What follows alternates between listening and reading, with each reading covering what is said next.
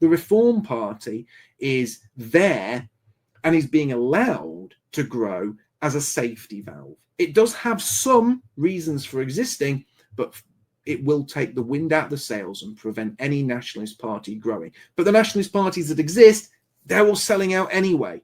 So why do I think people are pushing this remigration is inevitable drivel? Well, I actually think that remigration is inevitable as a phrase and as a drive is actually part of a wider containment policy that we have seen over the last few years. It's similar to the get back on Twitter if you say the right thing containment policy. And this containment policy involves getting young, radical, racially aware activists back onto the reservation, back onto the political system. You know, people who started thinking outside the box, let's get them back into mainstream politics, fighting a battle they can't win with policies that will either never be able to put into practice or that they've watered down so far that they're unrecognizable. This is a de-radicalization, moderation, containment strategy. And all these young people that are now following this, yeah, we're going to do it by the ballot box, we're going to remigrate them, remigration is inevitable, they're all going to stop talking about Zionist power. They're all going to stop talking about what's happening in the Middle East.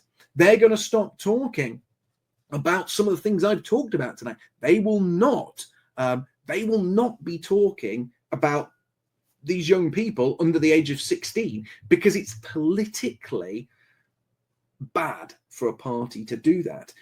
This is going to be something that these young people will gag these radical young people. It's something that will drag them into mainstream politics where they'll get nowhere, but it will eat up their time, their resources, their money. It will leave them burned out. It will leave them wanting to leave the movement because they'll spend maybe 5 to 10 years sort of pushing a boulder up a hill only for it to roll back down and crush them.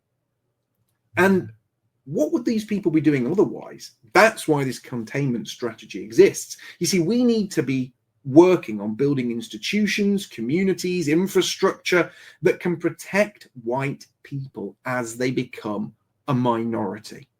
White people, it is far more likely that white people will be a minority in Britain than it is that we remigrate people. That's the facts.